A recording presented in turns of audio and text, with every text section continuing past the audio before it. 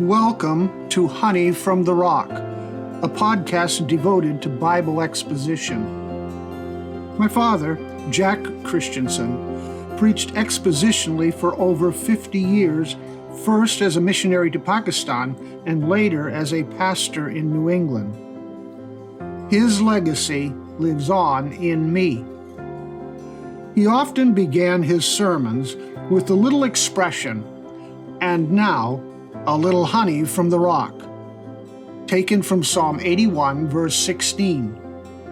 The psalmist wrote, "I would feed you with the finest of the wheat, and with honey from the rock I would satisfy you." Today, more than ever, we need to feed our souls on the words of God in the Bible. The crying need of the church is for God-centered, word-explaining messages. So now, my friends, a little honey from the rock. When Princess Diana died, the world mourned her life as a candle in the wind. This beautiful yet fragile woman, who did so much good for so many, was openly seeking peace for her tormented soul. Dodie took her to see a psychic. Time magazine reported that the psychic had once tried to put Diana in touch with her dead father. Princess Di had sought peace for her confused soul for years. She struggled with emotional disorders like bulimia and self-mutilation. She consulted astrologers and many psychotherapists over the years. She also tried various alternative healing methods such as aromatherapy, acupuncture, colonic irrigation, holistic massage, mud therapy, reflexology, and energy healing, to name just a few. Here was a woman searching for answers for her soul. The wealthy and the powerful have soul needs just like the poor and common people of this world. Daniel 2 is the story of a sleepless king tormented in his soul, and how a young man of 18 is able to point him to God. Turn to Daniel chapter 2, verses 1 through 3. Now in the second year of the reign of Nebuchadnezzar had dreams, and his spirit was troubled, and his sleep left him. Then the king gave orders to call in the magicians, the conjurers, the sorcerers, and the Chaldeans to tell the king his dreams. So they came in and stood before the king. The king said to them, "I had a dream, and my spirit is anxious to understand the dream." The first principle we learn here is that the pressures of our world present opportunities for our witness. The pressures of our world present opportunities for our witness. Daniel 2 has been described as a contest between God and the idols of Babylon, or between Daniel and the court magicians. King Nebuchadnezzar has disturbing dreams. The Hebrew is specific. The dreams are many, not one.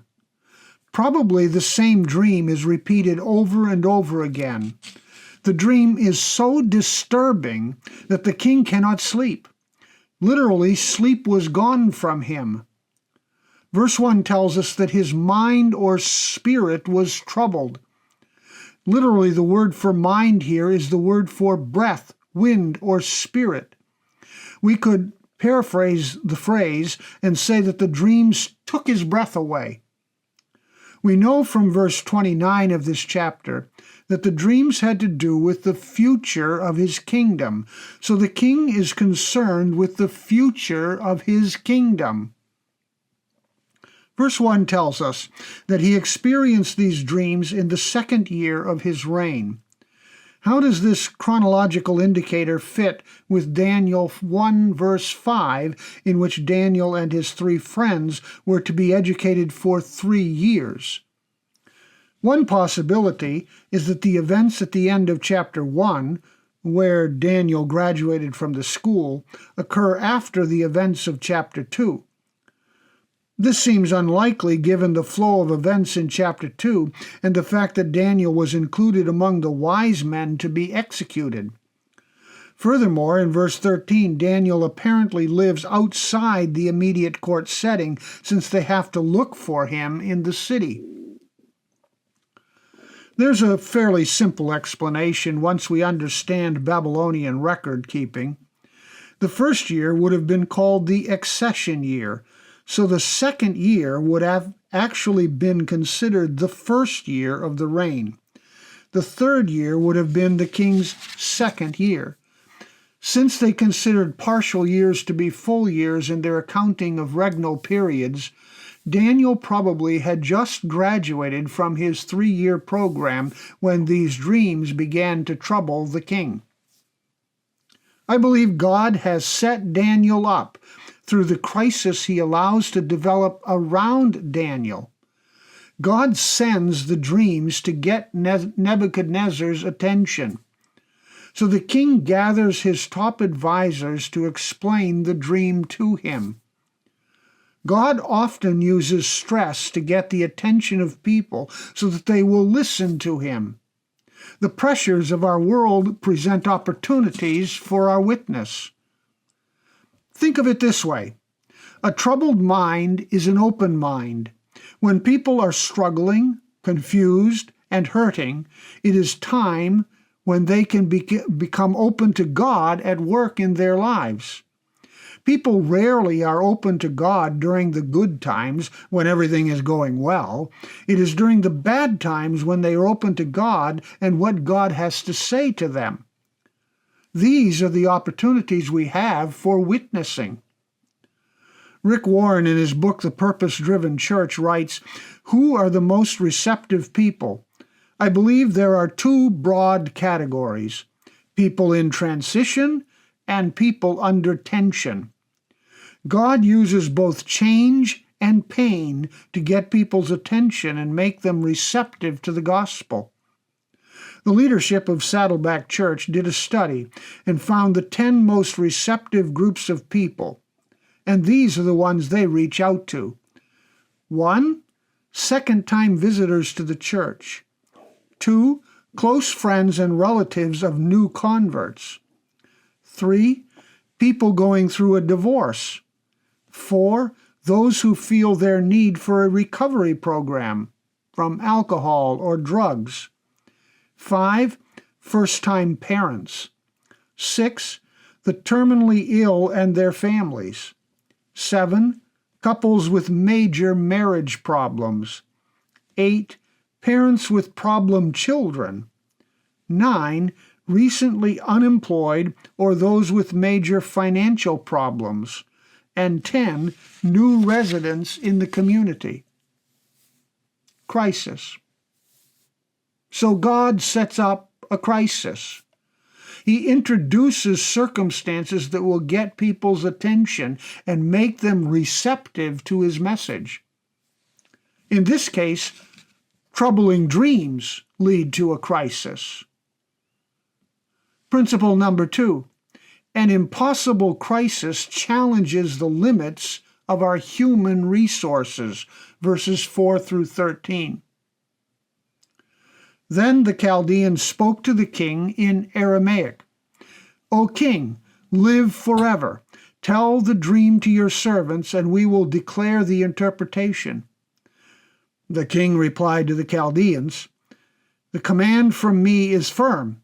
If you do not make known to me the dream and its interpretation, you will be torn limb from limb, and your houses will be made a rubbish heap. But if you declare the dream and its interpretation, you will receive from me gifts and a reward and great honor. Therefore, declare to me the dream and its interpretation." They answered a second time and said, "Let the king tell the dream to his servants, and we will declare the interpretation." Dream interpretation was a normal part of their world. Oniromancy was a common method of divination with a long history and established rituals in the ancient Near East. Usually the king would tell the Chaldeans the dream, and they would consult their handbooks and declare its meaning. Sometimes the practice was connected to the occult, where spirits were consulted for the meaning of the dream.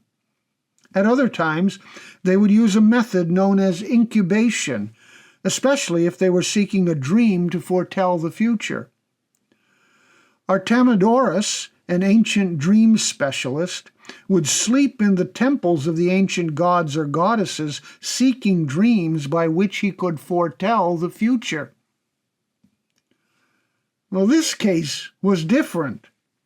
Nebuchadnezzar refused to give them the dream to interpret. He asked that they tell him the contents of the dream as well as the interpretation. Did Nebuchadnezzar forget the dream?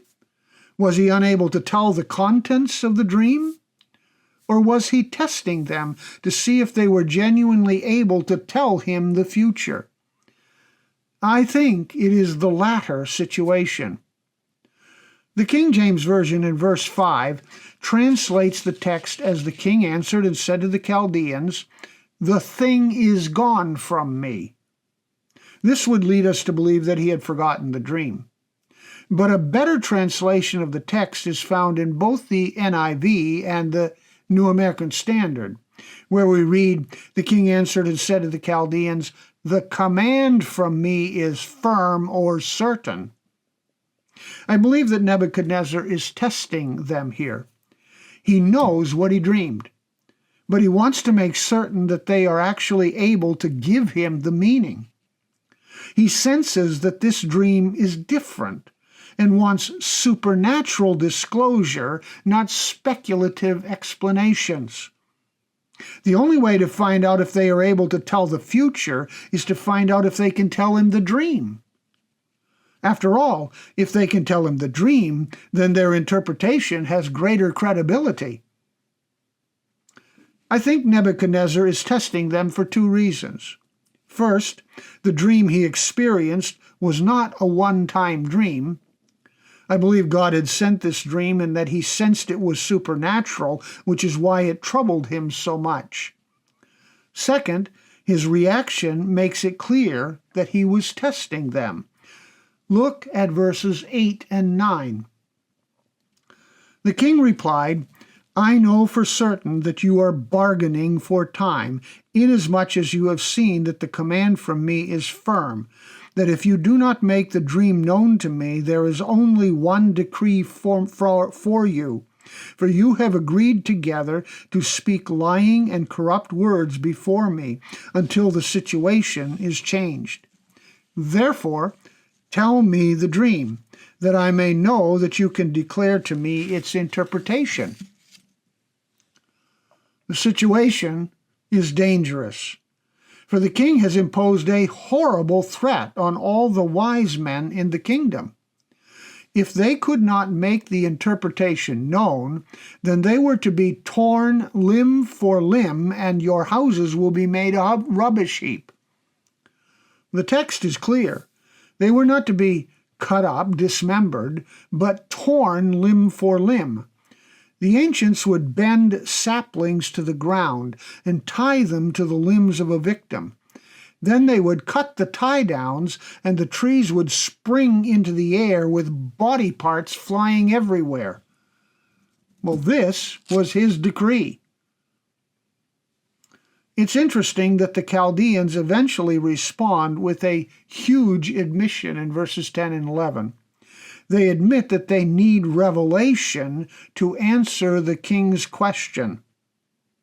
The Chaldeans answered the king and said, "There's not a man on earth who could declare the matter for the king, inasmuch as no great king or ruler has ever asked anything like this of any magician, conjurer, or Chaldean. Moreover, the thing which the king demands is difficult, and there's no one else who could declare it to the king except gods, whose dwelling place is not with mortal flesh. Revelation is necessary." You see, there are limits to the human mind.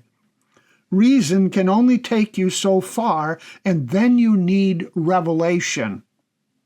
Contrary to what many think, reason and revelation are complementary, not antithetical. John Lennox writes, "To say that reason and revelation are antithetic does not even rise to the dignity of being false. It simply doesn't make sense. It is a confusion of categories, as the philosophers say." Daniel needed revelation to know what the dream was, but then he had to use reason to understand God's words.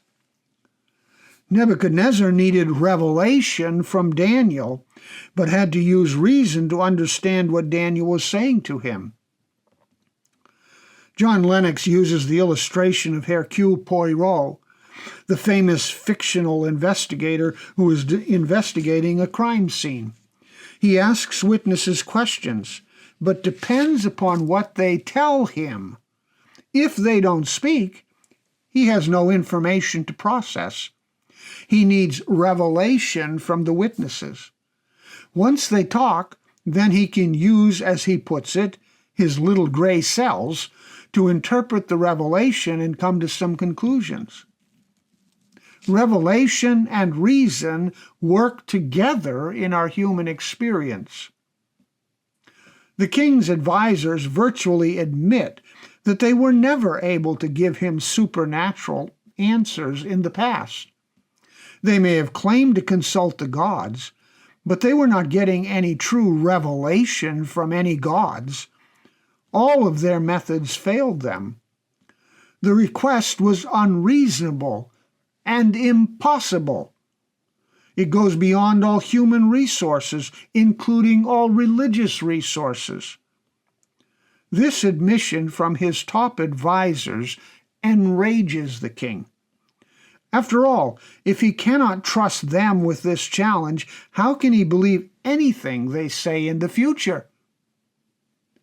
Now look at verses 12 and 13. Because of this, the king became indignant and very furious, and gave orders to destroy all the wise men of Babylon.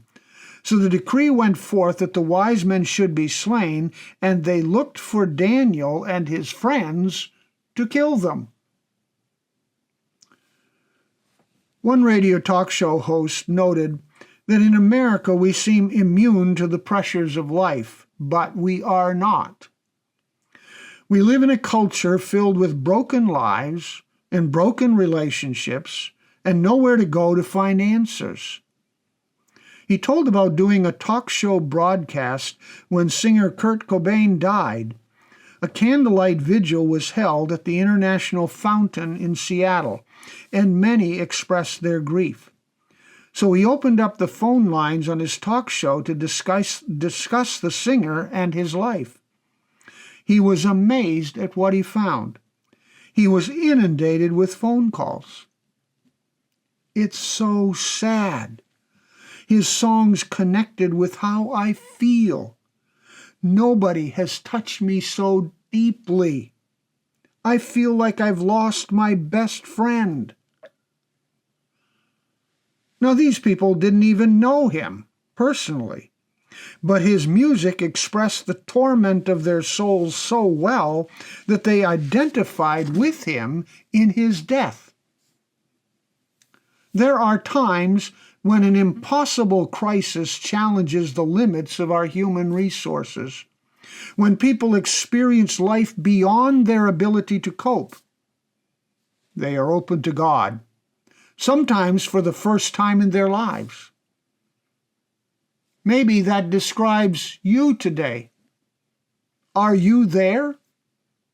I want to invite you, if you are struggling with overwhelming issues and you are not sure where you are spiritually, I want to invite you to put your faith in Jesus Christ. He has the answers that you do not have. And Christian friend, remember that crises are times of great opportunity. Listen and be available to people who are going through experiences that challenge the limits of their resources. God has you there by His divine appointment to help them with the soul answers that come from Him. Bill Hybels, former pastor of Willow Creek Church in the Chicago area, told a story that illustrates this readiness. The church published its own magazine and sent the editor and a photographer to Haiti to write a story about a hospital that they were helping financially. Rob Wilkins and Larry Kaiser worked in Haiti for the week, and everything went according to plan until they boarded the plane to return. They were traveling on a 6-passenger chartered airplane when 2 soldiers suddenly jumped the security fence and stormed the plane with explosives and machine guns. They demanded to be flown to Miami since they had been part of a failed coup attempt and were seeking asylum. It was a tense situation, to say the least, as they flew to Miami on that plane. Rob and Larry lived their faith. They began to talk with the 2 men about their families. In time, the men put down their machine guns and drank Cokes with Rob and Larry. And before the flight was over, Rob and Larry had the opportunity to draw a diagram illustrating God's plan of salvation for these 2 soldiers. Rob and Larry were 2 soldiers in God's army who were using God's appointed crises to share how a person could experience God's forgiveness. This leads to the 3rd principle in Daniel 2. The wisdom of God accepts the challenge of the world on faith, verses 14 to 16. Listen to what Daniel writes in chapter 2, verses 14 to 16. Then Daniel replied with discretion and discernment to Arioch, the captain of the king's bodyguard, who had gone forth to slay the wise men of Babylon. He said to Arioch, the king's commander, "For what reason is the decree from the king so urgent?" Then Arioch informed Daniel about the matter. So Daniel went in and requested of the king that he would give him time in order that he might declare the interpretation to the king. Surely the news from Arioch came as a shock to Daniel. He hadn't been a part of this process, and it had to come as a shock. I mean, if someone came to my door and told me I was under arrest and would be executed at the king's command, I'm not sure how calm I would be in the face of that kind of challenge. But if Daniel was shocked, the text does not tell us. He answers with discretion and discernment. The New International Version translates it as wisdom and tact. Daniel does not panic. He does not rage. He does not argue. He simply asks the reason, and Arioch tells him the reason. Apparently, Daniel was included among the list of men who were seen as Chaldeans and so were included in the death penalty. Daniel's response was to seek an alternative. He proposed a solution to the king. He asked for time to declare the answer to him. He accepted the challenge of the king on the basis of his faith in God. His life is on the line. The lives of his friends are on the line. The lives of all the wise men are on the line. Perhaps the king remembered Daniel's skill, or perhaps he was more reasonable by the time Daniel made his request, but the king granted him time to find the answer. Could God have granted the information immediately? Sure, that would be great, but God didn't. God can intervene miraculously, but often he puts our faith to the test as he put Daniel's faith to the test. Notice that Daniel made his request to the king before he had any answer from God. Daniel had to accept the challenge on faith, not knowing when the answer would come. He goes home saying, "Okay, God, this is a great one. I don't know how you're going to do it, but I'm coming to you for the answers. You, God, are the only one who can meet these outrageous demands." The reality is, they would all die unless God revealed the answer. They had nowhere else to go. Ronald Pinkerton describes a near accident that he experienced while hang gliding. He had launched his hang glider and been lifted 4,200 feet in the air.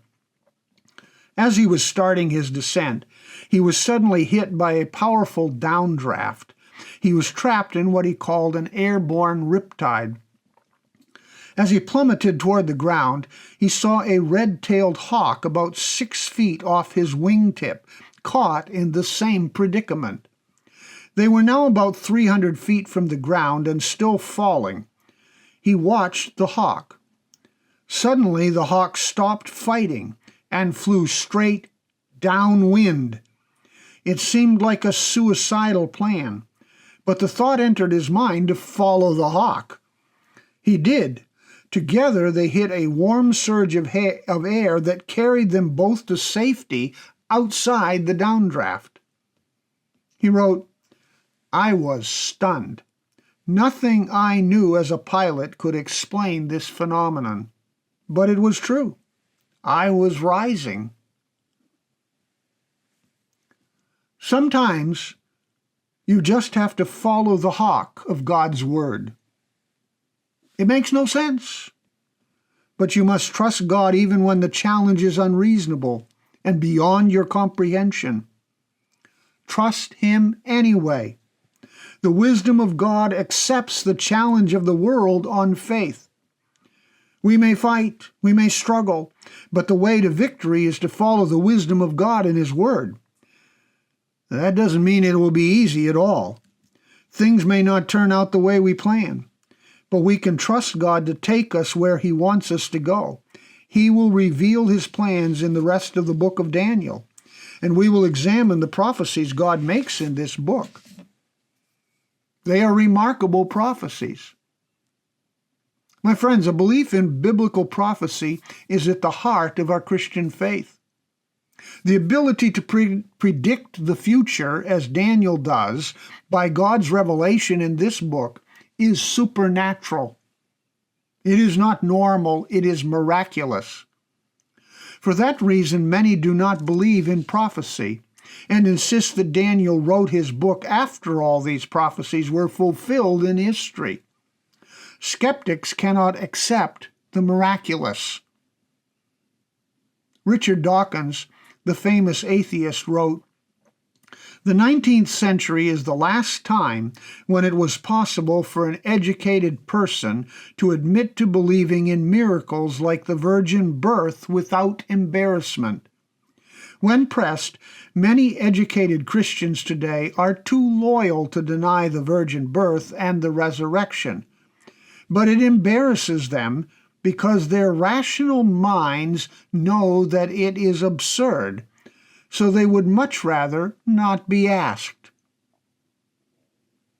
The same attack can be made against biblical prophecy.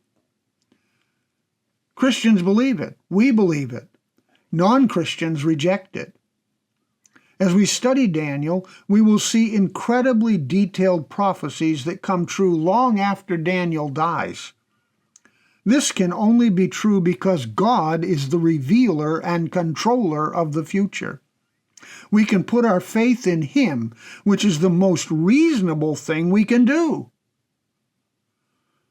I take the challenge, Mr. Dawkins. I believe in the virgin birth and the resurrection. And I'm not embarrassed to say it. Just because you can't explain something rationally does not mean it did not happen. In the same way, just because you don't think the future can be predicted doesn't mean that it can't be. The author of the future can predict the future. Remember, the human mind is limited. God's wisdom is not. I would point out one interesting fact before we close our study today. The book of Daniel is one of the few books in the Old Testament that is not entirely written in Hebrew. Beginning in Daniel 2:4 and continuing until chapter 7, verse 28, the text is written in Aramaic. Aramaic was the trade language of the ancient Near East. Why would Daniel write so much of this book in the trade language of the ancient Near East? Well, one reason is that much of this material involves conversations with Gentiles that almost certainly took place in Aramaic. However, many scholars suggest that Daniel may well have composed the first part of this book as an apologetic for the truth of God. He may well have written it to be read by the Babylonians as a testament to what God had done. If this is the case, then Daniel was purposely writing this book, at least chapters 2 through 7 that deal with God's plans for the Gentile world. Daniel was purposely writing this book to communicate to the pagans who did not believe God's word, his revelation. And here is the message that Daniel wants them to know, that Daniel wants us to know. The wisdom of God defeats the mind of man. The wisdom of God defeats the mind of man. Francis Schaeffer put it this way: there are two purposes of Christian apologetics.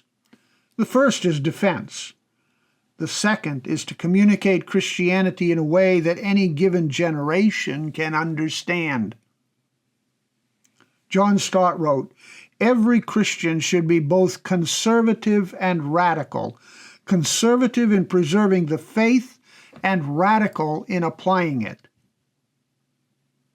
If you are here this morning and the circumstances of your life are out of control, if you are like Daniel, faced with situations that are beyond your ability to fix, then go to God.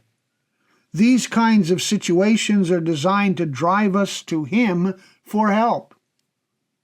Trust Him to help you find the answers. Someone asked the historian Charles Beard if he could summarize the lessons of history in a brief book. He said that he could do it in 4 sentences. Number 1, whom the gods would destroy, they first make mad with power. Number 2, the mills of God grind slowly, but they grind exceedingly small. Number 3, the bee fertilizes the flower it robs. And number 4, when it is dark enough, you can see the stars.